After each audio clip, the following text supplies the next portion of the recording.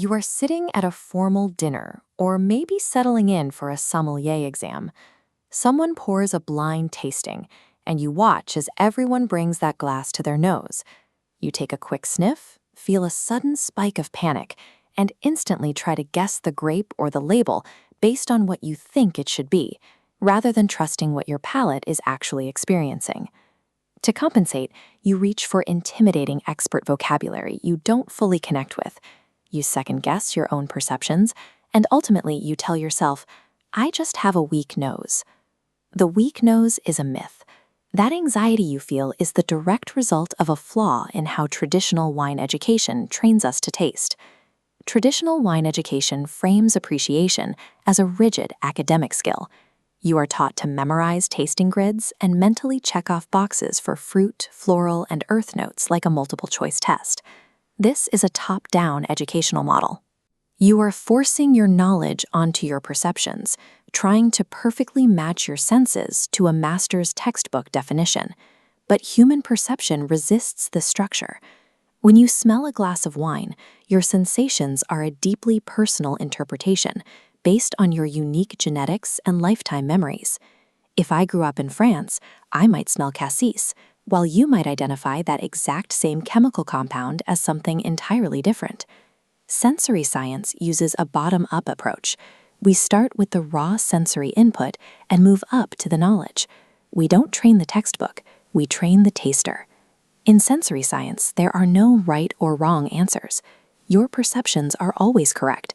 They just need calibration. The true objective is not to perfectly mimic a master sommelier. The goal is to precisely describe the wine using your own authentic, personal vocabulary. To get there, you have to abandon rote memorization and commit a few minutes a week to intentionally training your own sensory apparatus. This sensory calibration protocol requires consistency and a clean, distraction-free environment. Step 1 is defining your goal. Do not try to learn the entire aroma wheel at once. Identify your weak spots, like struggling to distinguish red fruit from dark fruit, and pick 4 to 6 specific descriptors to focus on for the week. Step 2 is preparing your product standards. It is tempting to use concentrated artificial aroma kits, but those extreme scents will temporarily saturate and burn out your olfactory receptors. This chart shows the biological impact of different aroma sources. The artificial kit creates an extreme, overwhelming chemical spike. The alternative is placing real ingredients, like a strawberry slice, directly into neutral white wine, diluting the aroma to a balanced plateau. By utilizing a real wine matrix, you train your brain to recognize authentic scents at the exact concentration you will encounter them during an actual tasting. Step 3 moves into the quiet, internal process of active smelling. Practice this side by side. Sniff your standard, then compare it with a glass of plain control wine in total silence. Do not suppress your emotions during this phase. Aromas are deeply linked to our emotional centers, and actively leaning into the memories a scent triggers will help you recall it faster later on. Step 4 is testing yourself blind.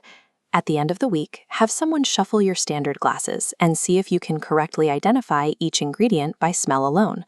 This deliberate, repetitive loop breaks the habit of passive guessing. By verifying your hits and misses, you build a stable sense of confidence in your own palate. This structured practice changes the physical way your brain processes scent. Consistent sensory practice builds and strengthens neural pathways. They originate at your olfactory receptors and route directly through your emotional centers. Those pathways connect directly to the prefrontal cortex. This is the region responsible for cognitive processing, allowing your brain to confidently label a perception.